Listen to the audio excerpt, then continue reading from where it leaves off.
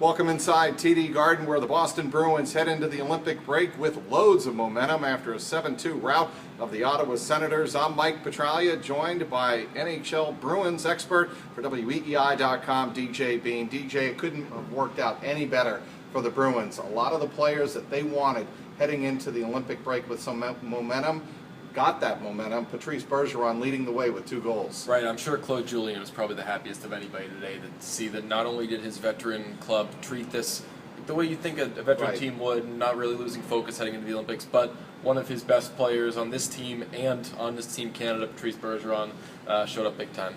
Now, there are a couple of other players that are heading off to Sochi and the Olympics, and I think a couple of them also had very big games and have been playing well in an 8-1-2 stretch heading into the Olympic break, an 11-game stretch that Claude Julien pointed to as something that would be key for his team. We looked at Louis Eriksson. He got assists on the first 2 goals today. We also saw David Krejci, who is playing very well. And they played these last 2 games before the break without their captain, Zdeno Chara, and their defense really didn't miss a beat. Right. You give credit to Matt Bartkowski for stepping up the way he has. He's led the team in ice time the last 2 games. Miraculously today, Johnny Boychuk was last among Bruins defensemen in time on ice. He only played 18 minutes and 9 seconds, but that's what Claude Julien was able to do today. He was able to play all those guys between 18 and 21 and a half minutes, and he got the job done. Your point on Krejci, this is a guy who's dominated the postseason in both of their Stanley Cup runs. Look for him to go off in Sochi, because when games matter most, I mean, this guy just has another gear. So watch out for the Czech Republic heading forward.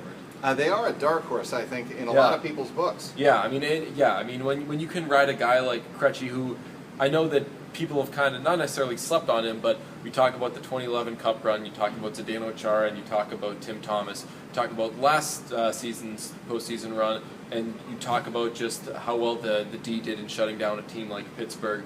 Both of those postseasons, David Krejci led those postseasons in points, so it would not surprise me a bit if he steps up big time in the Olympics. One thing, DJ, that Patrice Bergeron told us in the scrum after the game against the Senators today was that when we go to the Olympics, it is like getting ready for the Stanley Cup playoffs all over again, and this is kind of a dry run for us because the intensity is up at another level. I'm asking you now, do you think that helps a lot of these Bruins get ready for what's going to be coming up in about a month and a half, or have they been through it so much that it really doesn't matter? That's actually what I'm writing for, not tomorrow, not Sunday, but for Monday, which is that none of these guys who are representing, with the exception of Louis Eriksson, who are representing their countries in the Olympics, haven't been through some sort of insanely high-stakes sort of playoff run, and depending on who you ask, those guys will say that the Stanley Cup playoffs is far more intense than the Olympics. Obviously, it's a bit of a different animal because you're playing on different sized ices, but as far as facing this sort of pressure goes, Claude Julien was saying yesterday, he knows his guys, and he already knows how they respond to that kind of pressure. Do you think that Patrice Bergeron is going to hit this Olympic break and just be overwhelmed? No, because he succeeded in 2 deep Stanley Cup playoff runs. And that's one thing I did ask Claude Julien after the game and today against the Senators was that given the fact that this team has handled so many bizarre schedules in the past, they handled the Olympics back in 2010, they handled obviously last year's labor-shortened schedule where everything was compressed, and he said the one thing that's working in our favor, we usually have a very hectic March, and it won't be any different this year, and I think that helps this team get ready for the playoffs. Right, a lot of back-to-backs. You're going to want to get to know the guy who played today between the pipes, Chad Johnson, pretty well, because you're going to see a lot of them.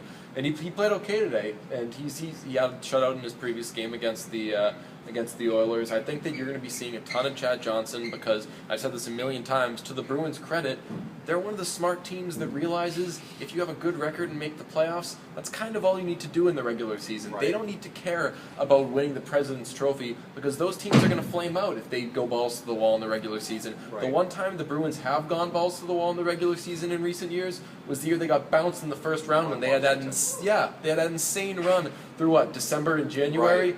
And they weren't the same team for the rest of the season. Why play your best hockey? Why focus on playing your best hockey now when you can pace yourselves in the regular season and then go forward in the postseason? The Bruins, to their credit, do that. Not a lot of teams that compete for Stanley Cups do.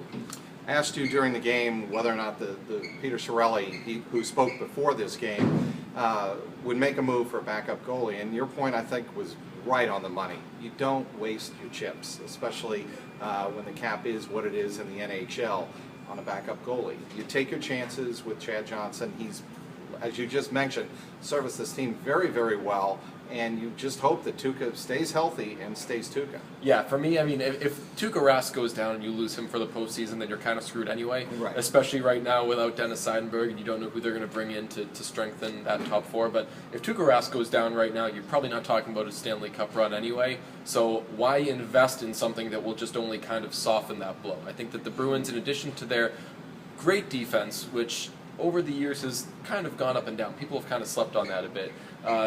They've also gotten great goaltending, and if they can't rely on getting great goaltending, it isn't worth paying a premium for so-so goaltending. Okay, back to Peter Chiarelli, and I've got to ask you, do you think the Bruins are going to have their number one priority set in finding a defensive replacement for Dennis Seidenberg, their big bruising penalty kill D-man who went down, obviously, and that leaves them really just with Johnny Boychuk and Zdeno Chara to kind of fill that role? Are they going to go out and get somebody like that? Well, here's the thing. When Dennis Seidenberg goes down, you think they need to go and replace Dennis Seidenberg. For me, losing Dennis Seidenberg just underscored the fact that they now need to go and replace Andrew Ference, who, when Dennis Seidenberg, because Dennis Seidenberg throughout the season plays on the left side of the second pairing. When they reach the postseason, Claude Julien likes to make a super pairing, if you will, of Zdeno Chara and Dennis Seidenberg on the right side because he's capable of playing both sides, as most left shots are.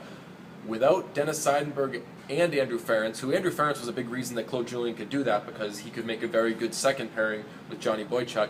Now you're going from Chara, Seidenberg, Ference, Boychuk to, as is currently constituted, probably Chara, Boychuk / Hamilton, Bartkowski, Boychuk / Hamilton, and that's a pretty significant step backwards. And now, granted, this offense is better than it's been in seasons past, but they've won on the strength of having two really good defensive pairings.